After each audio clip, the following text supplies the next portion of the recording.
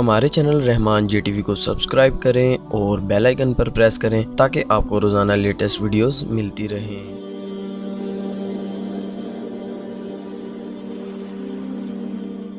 حضرت امام حسین رضی اللہ تعالی عنہ کا نام کل بھی روشن تھا، آپ کا نام آج بھی روشن ہے۔ یزید مر گیا،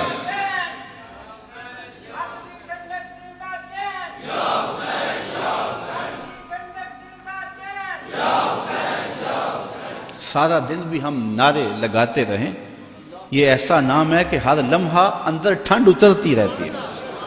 میں کہتا ہوں آج کوئی ہے جو یزید کا نام لیتا؟ یزیدی ہیں، گلی گلی یزید آج بھی موجود ہے، مختلف روپوں کے اندر یزید ہے، لیکن یزید کو اس قدر امام نے بے نقاب کر دیا کہ آج یزیدی بھی یزید کا نام نہیں لے سکتے۔ اگر کوئی یزید کا نام لیتا بھی ہے تو سر جھکا کے لیتا ہے، دائیں بائیں دیکھ کے لیتا ہے، نام لینے سے پہلے شرمندہ، نام لیتے ہوئے شرمندہ، نام لینے کے بعد شرمندہ۔ میں کہتا ہوں کیسا ہے تمہارا لیڈر جس کا نام لیتے تمہیں شرم آتی ہے، اور ہمارے لبوں پہ جب نام حسین آتا ہے سر فخر سے بلند ہو جاتا ہے۔ فخر کا دل میں دریچہ باز کرنا چاہیے، فخر کا دل میں دریچہ باز کرنا چاہیے، جن کا تو آقا ہے ان کو ناز کرنا چاہیے۔ اے حسین ابن علی تم پر سلام، نازش آل نبی تم پر سلام، تم پہ لاکھوں رحمتیں لاکھوں سلام، اے شہیدان محبت کے امام۔ لالا گوں لالا بدن لالا کفن، اے چمن اندر چمن، زندگی ہی زندگی تیری حیات، اے حیات اندر حیات، افتخار ملت بیضا ہے تو، رب کعبہ کی قسم یکتا ہے تو۔ فخر کا دل میں دریچہ باز کرنا چاہیے، جن کا تو آقا ہے ان کو ناز۔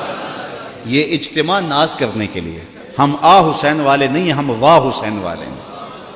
اتنے زخم تو کو ہمالیہ کے کلیجے پہ لگے تو اس کا بھی پتا پانی ہو جائے، لیکن حسین پھر بھی حق کالم لیے کھڑا ہے، پھر بھی عظیمت کی داستان رقم کر رہا ہے۔ یہ حسین ابن علی ہے، آج ان کی روح کو خراج پیش کر رہے ہیں، محبتوں کے آنسو بھی بہے، ان کے نام کے نعرے بھی لگائے، ان کے فکر ان کے مشن کو بھی سنا، ان کے مناقب بھی روحوں میں اترے، اس عظیم کام کو خراج بھی پیش کیا گیا۔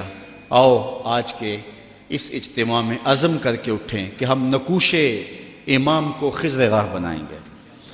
میں کہتا ہوں حضرت امام حسین نے تو لاشوں کے درمیان بھی نماز نہیں چھوڑی، 71 لاشیں پڑی ہوئی ہیں، پردے داروں کے پردوں کا دکھ بھی ستا رہا ہے، اور بدن میں تیر پیوست ہیں، اور نیزوں کی انیاں پھنسی ہوئی ہیں، اور گھوڑے کی زین سے فرش زمین پہ آ رہے ہیں۔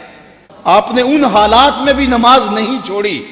ہم کیسے حسینی ہوں گے کہ 10 محرم کے دن بھی ہمیں نماز نصیب نہیں ہوگی؟ اگر 10 محرم کے دن بھی ہم نماز نہیں پڑھیں گے اور نام حسین ابن علی کا لیں گے تو پھر حرف حرف اور لفظ لفظ منافقت ہوگی۔ آئیے ان کا نام لیتے ہیں تو ان کے نقوش پا کو بھی خضر راہ بناتے ہیں۔ حضرت امام حسین رضی اللہ تعالیٰ عنہ نے یزید کی بیعت سے انکار کیا، اور اس میں ہمارے لیے سیکھنے کی یہ بات ہے کہ ہم کبھی بھی کسی ظالم کے ہاتھ پہ بیعت نہ کریں۔ یہ جو مصلی کی امامت ہے، میں اپنے اس جملوں پہ آپ کی توجہ چاہوں گا۔ یہ جو مصلی کی امامت ہے یہ امامت صغرا ہے، چھوٹی امامت ہے، اور یہ تخت و تاج کی امامت جو ہے یہ امامت کبریٰ ہے، بڑی امامت ہے۔ ہم چھوٹی امامت کے بارے میں تو اتنے حساس ہیں کہ اگر کسی کے پاؤں کی انگلیاں بھی اٹھ جائیں تو ہم اس کے پیچھے کہتے نماز نہیں ہوگی۔ اگر کسی شخص کی داڑھی کا سائز چھوٹا ہو تو ہم اس پہ احتیاط کرتے ہیں کہ اس کے پیچھے نماز واجب الاعادہ ہے۔ تو یہاں تو داڑھی کا سائز اور انگلیوں کا لگنا اور اٹھنا بھی دیکھتے ہیں کہ نماز ہے، تو امامت صغرا میں ہماری یہ احتیاط ہے، اور جہاں امامت کبریٰ کا معاملہ آئے وہاں آنکھیں بند کر کے بیٹھ جائیں۔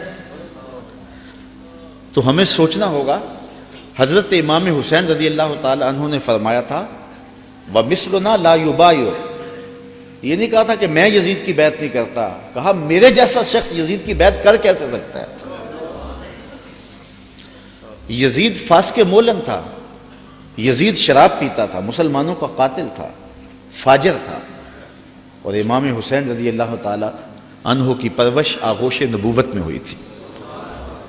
تو یزید کے ناپاک ہاتھ میں امام کا ہاتھ کیسے آ سکتا تھا؟ لوگ سر بچانے کے لیے ہاتھ دے دیتے ہیں اور امام نے ہاتھ بچانے کے لیے سر دے دیا.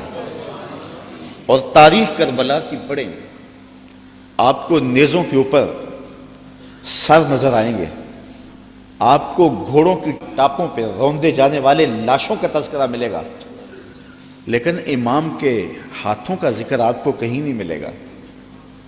امام کا سر نیزے کی نوک پہ تھا، لاشیں گھوڑوں نے رون دیے، امام کے ہاتھ کدھر گئے؟ شاید قدرت نے اٹھا لیے ہوں کہ کوئی یزیدی امام کا کٹا ہوا ہاتھ نہ اٹھا لے اور پھر یزید اس ہاتھ کو اپنے ہاتھ میں ڈال کر کے کہے چلو اس طرح ہی صحیح، امام کا ہاتھ تو میرے ہاتھ میں آ گیا. امام کی عظمت کا پہرا رب نے دیا اور ان کی آبرو کا پہرا رب نے دیا. امام حسین کا کٹا ہوا ہاتھ بھی یزید کے ہاتھ میں نہیں آیا.